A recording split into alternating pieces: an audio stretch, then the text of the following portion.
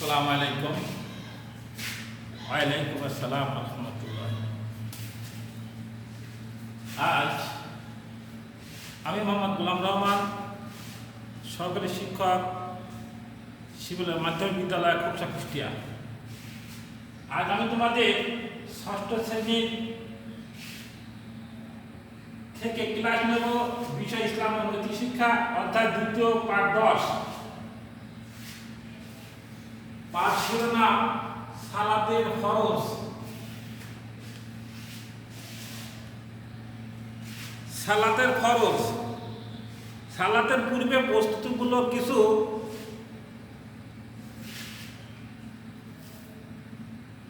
সালাতের প্রথমে প্রস্তুতিগুলো কিছু ফরজ রয়েছে, এগুলোকে সালাতের আহকাম বলে। আর এটা আছে বাইরে আর ভিতরে আছে 7টা, 14টা মোট ফরজ। বাইরের ফরজকে গুলোকে বলা হয় সালাতের আহকাম, আর ভিতরের গুলো বলা হয় সালাতের আহকাম।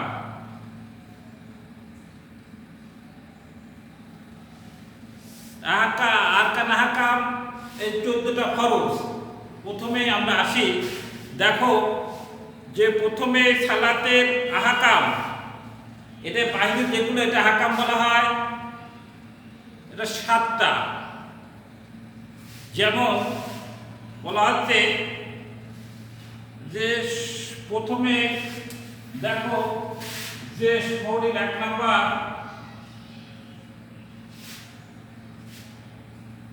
শরীর পবিত্র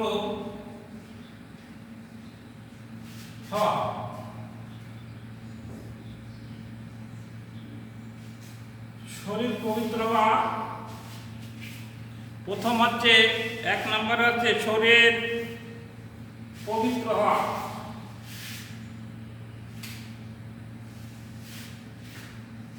2 নম্বরে দেখো পরিধানের কাপড় পবিত্র হওয়া। পরিধানের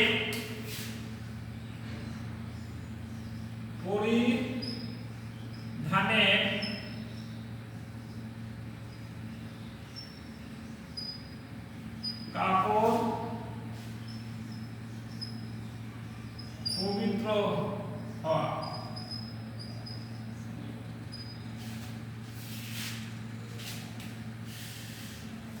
এখানে প্রথম হচ্ছে শরীর পবিত্র হওয়া, এটা হচ্ছে বাইরের ফরজ। প্রস্তুতিমূলক কিছু ফরজ আছে, তার ভিতরে শরীর পবিত্র হওয়া, পরিধানের কাপড় পবিত্র হওয়া। নিজের শরীর এটা পবিত্র করতে হবে। যদি কোনো নাজাসাত, কোনো অপবিত্র জিনিস লেগে থাকে, তাহলে এই শরীরটা প্রথম পবিত্র। নামাজের প্রথম শর্ত হচ্ছে শরীরটা পবিত্র হতে হবে। 2 নম্বরে দেখো পরিধানের কাপড় পবিত্র হওয়া। আমি যে কাপড় পরে বা যে পোশাক পরে সালাত আদায় করব, এটা হচ্ছে পবিত্র হতে হবে। আমি যে পোশাক পরে সালাত আদায় করব, এটা অবশ্যই পবিত্র হতে হবে। কোনো নাজাসাত লেগে থাকলে কাপড় পরিষ্কার করতে হবে, ময়লা থাকলে তা পরিষ্কার করতে হবে। অপবিত্র কিছু এই জামা বা পরিধানের পোশাকে থাকবে না। এটা 2 নম্বর শব্দ। 3 নম্বর নামাজের স্থান পবিত্র হওয়া।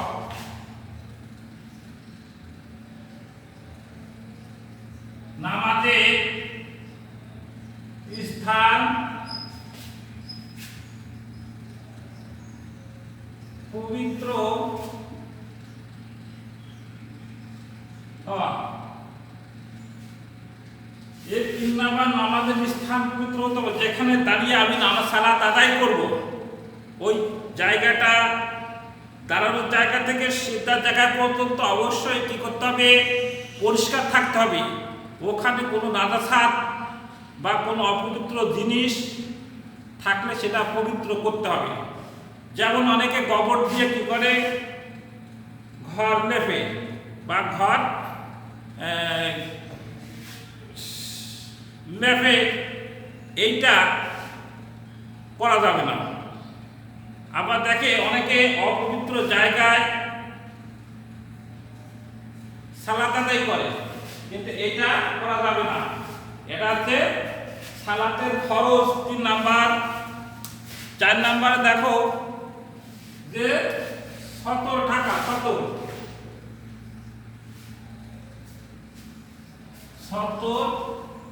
ঢাকা, সতর ঢাকা। এটা হচ্ছে পুরুষ লোকের নাভি হইতে হাঁটু পর্যন্ত এটা ঢেকে রাখতে হবে, এটা সতর ঢাকা। আর মেয়ে লোকের হাতের তালু, পায়ের পাতা এবং মুখমণ্ডল ছাড়া অন্য সব জায়গা কি রাখতে হবে, ঢেকে রাখতে হবে। এটাই হচ্ছে সতর থাকা। এইবার দেখো 5 নাম্বার পয়েন্ট হচ্ছে কেবলামুখী হওয়া। সালাতে দাঁড়ানোর সময় কি করতে হবে, কেবলামুখী হবে। কেবলা মুখী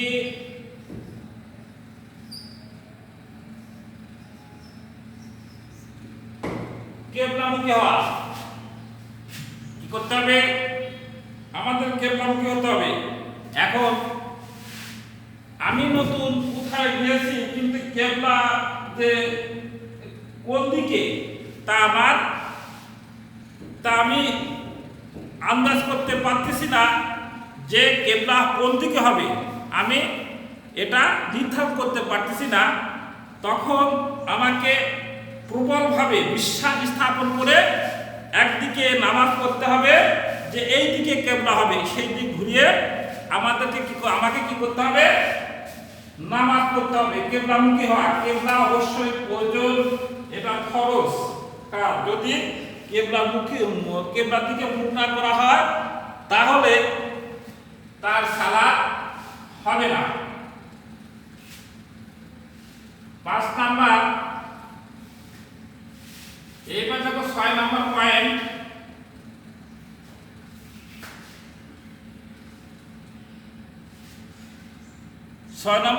নামাজের সময় হওয়া।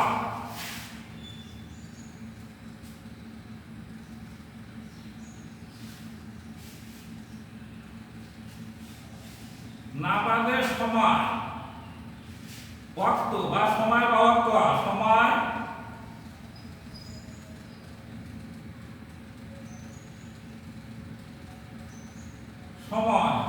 নামাজের সময় হওয়া।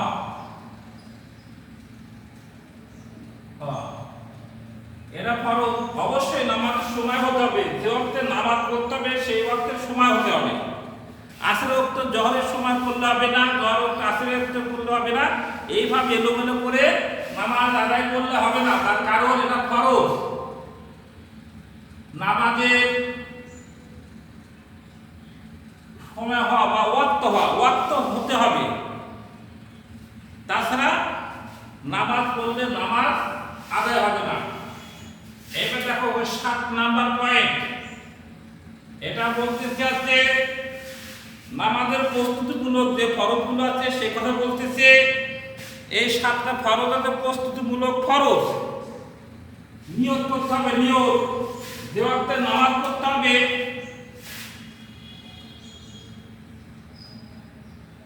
নিয়ত করা, যে ওয়াক্তে নামাজ পড়তে হবে সেই ওয়াক্তে নিয়ত করতে হবে। যেমন এটা যার ভাষায় সেইভাবে সে কি করতে পারে, নামাজের নিয়ত করতে পারে। আমরা বাঙালি মানুষ, যেহেতু বাংলা ভাষায় নিয়ত করলে আমাদের জন্য যথেষ্ট। আরবিতে বলার কোনো প্রয়োজন নাই, আরবিতে বললেও হবে, বাংলা নিয়ত করলেও হবে। যে আমি ধরো যে জোহরের নামাজ আমি 4 রাকাত জোহরের ফরজ নামাজ কেবলামুখী হয়ে এই ইমামের পিছনে আদায় করে দিতে, বাংলা বললে চলবে, আরবিতে বললে চলবে, কিন্তু বাংলা বলার উত্তর এটা কি করবে, বাংলা বলতে হবে।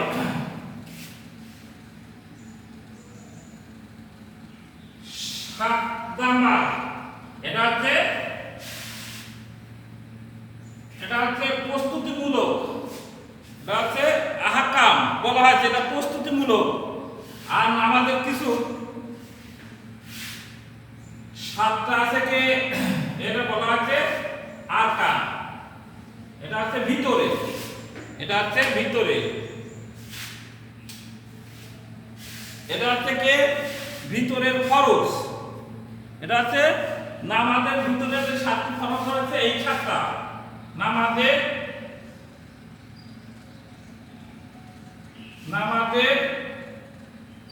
ভিতরে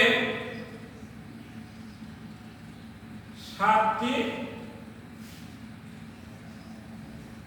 ফরজ, এটা আরকান বলা হয়েছে। 1 নাম্বার তাকবীরে তাহরিমা বললে সালাত তে নিয়ত করা, আল্লাহু আকবার বলে সালাতের নিয়ত করতে হবে। সালাত আরম্ভ করতে আল্লাহু আকবার বলে, নিয়তের পরে আল্লাহু আকবার বলে আমরা কি করে সালাত আদায় করি। তাকবীরে তাহরিমা বলা, প্রথমে তাকবীরে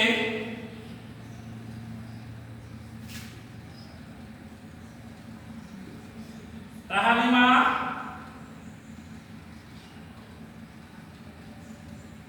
বলা। 1 নাম্বার পয়েন্ট দেখো, তাকবীরে তাহরিমা বলতে আল্লাহু আকবার বলে কি সালাত আরম্ভ করতে হবে। 2 নম্বরে কি দাঁড়িয়ে সালাত আদায় করতে হবে, দাঁড়িয়ে সালাত আদায় করা।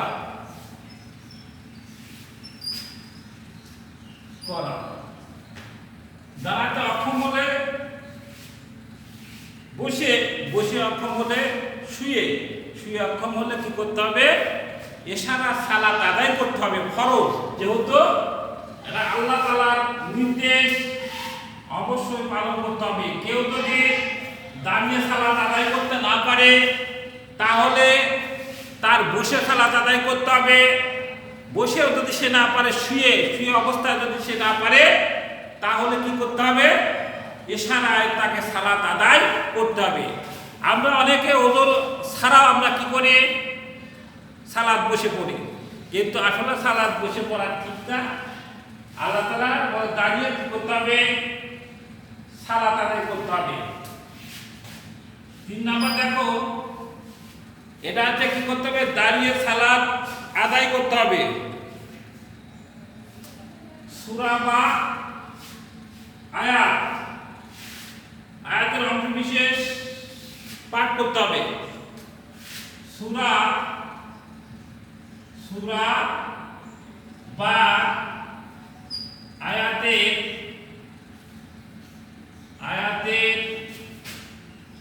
অংশ বিশেষ, সালাতের সূরা বা আয়াতের অংশ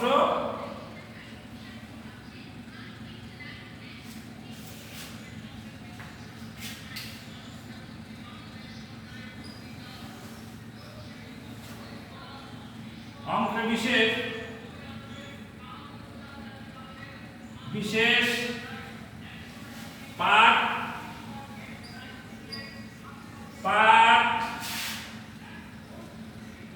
করতে হবে।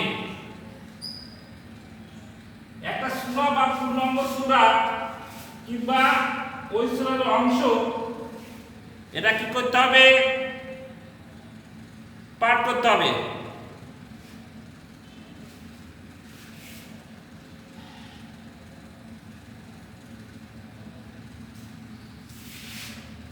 অঙ্কের পাঠ করতে হবে। তারপরে দেখো, এটা হচ্ছে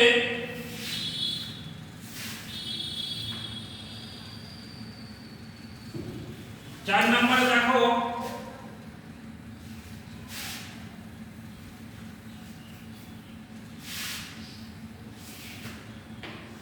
4 নম্বরে রুকু করা, রুকু। 4 নম্বরে কি করতে হবে?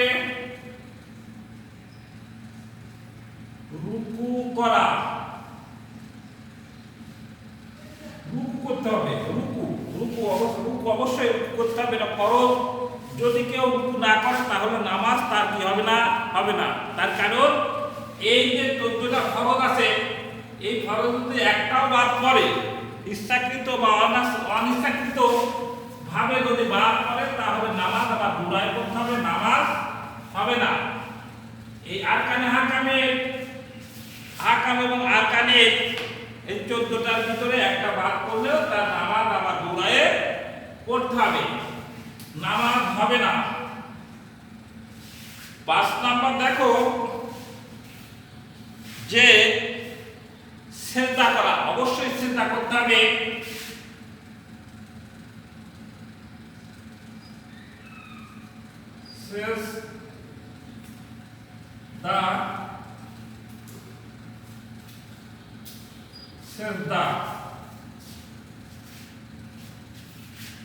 সিজদা করা।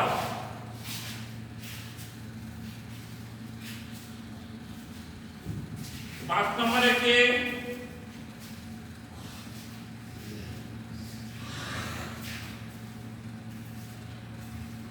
সিজদা করা। অবশ্যই আমাদেরকে কি করতে হবে? সিজদা করতে হবে, সিজদা করা।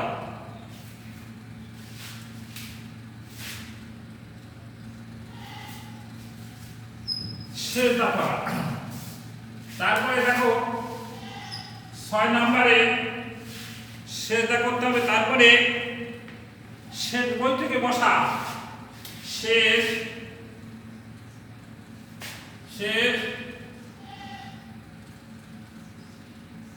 বৈঠকে বসা।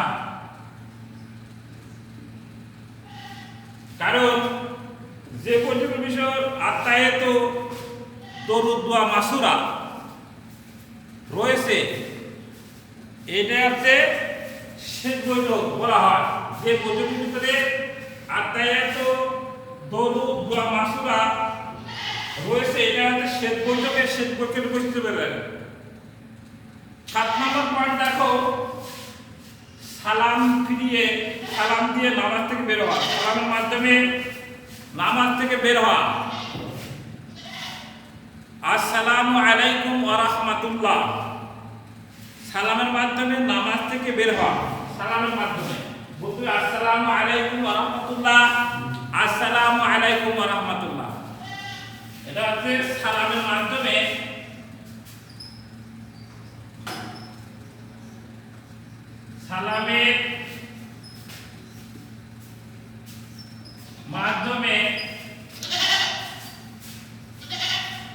নামাজ থেকে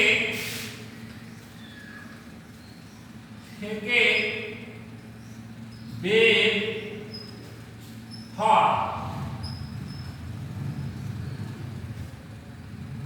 নামাজ থেকে সালামের মাধ্যমে নামাজ থেকে বের হতে হবে।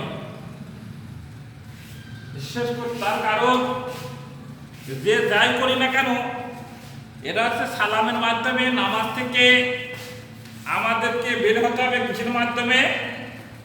সালামের মাধ্যমে। আর এই ফরজ বাদেও নামাজের ভিতরে কিছু কাজ রয়েছে, ফরজ কাজ। এই ফরজ কাজ বাদ দেওয়া, এই ফরজ কাজ বাদ করে গেলে নামাজ দুরায় পড়তে হবে। এই ফরজ বাদেও নামাজের মধ্যে কিছু কাজ রয়েছে ওয়াজিব।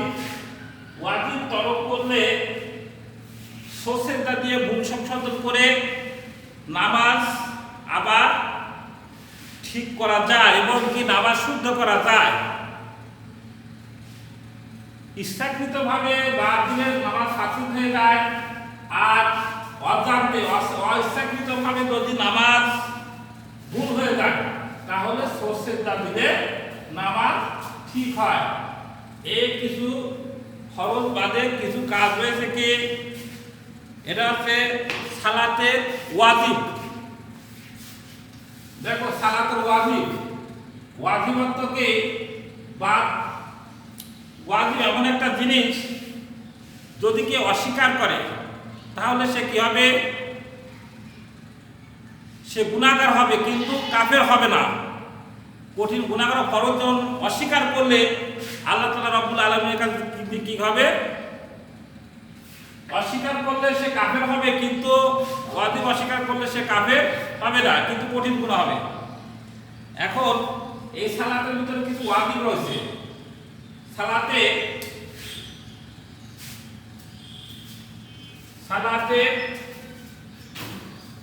ওয়াজিব, সালাতের ওয়াজিব,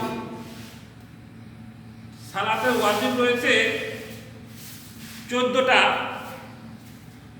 যেমন 1 নম্বরে দেখো যে প্রত্যেক সালাতে সূরা ফাতিহা পাঠ করা, এটা হচ্ছে সালাতের ওয়াজিব।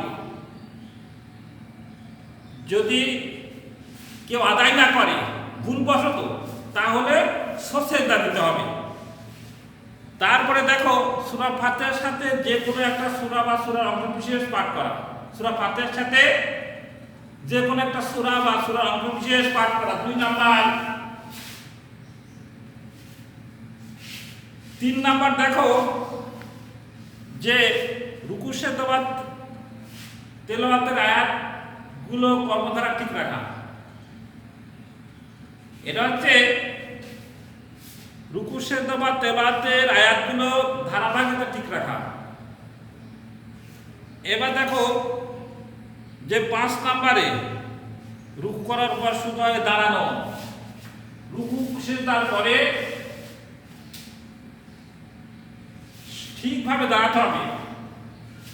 রুকু করার পরে কি করতে হবে, আমাদেরকে সঠিকভাবে দাঁড়াতে হবে। যদি কেউ না দাঁড়ায় ওইভাবে চলে যায়, কমপক্ষে 1 তাসবিহ পরিমাণ দাঁড়িয়ে থাকতে হবে। যদি কেউ না দাঁড়িয়ে শুধায় না দাঁড়িয়ে ওইভাবে যদি নামাজে চলে যায় তাহলে ওয়াজিব তরক হলো। ওয়াজিব তরক হওয়ার কারণে তাকে কি করতে হবে, ভুলের জন্য সেজদা দিতে হবে। সেজদা না দিলে তার নামাজ হবে না, দরকার হয় আবার দৌড়ায় নামাজ আদায় করতে হবে। 2 সেজদার মাঝখানে শুধায় বসা, 2 সেজদার মাঝখানে মানে এইভাবে সালাতের যে 14টা ওয়াজিব আছে এগুলো তোমরা দেখবা বাড়িতে। আর আমি তোমাদের যে সালাতের আহকাম এবং আরকান সম্পর্কে যে 14টা ফরজের কথা বললাম, অবশ্যই এগুলো তোমরা পালন করবে এবং নামাজের যেন বাদ না পড়ে। নামাজে বাদ পড়লে কিন্তু অবশ্যই তোমাদেরকে আবার পুনরায় নামাজ আদায় করতে হবে। আজ আমি তোমাদের এই সালাতের ফরজ সম্পর্কে যে পাঠ আলোচনা করলাম, আশা করি তোমাদের এই পাঠ সম্পর্কে সমস্যা হবে না। দ্বিতীয় পাঠে আমি তোমাদের সালাতের ওয়াজিব এবং সুন্নাত সম্পর্কে আলোচনা করব। তোমরা ভালো থাকো, আশা করি তোমরা ভালো থাকবা। আসসালামু আলাইকুম ওয়া রাহমাতুল্লাহি ওয়া বারাকাতুহু।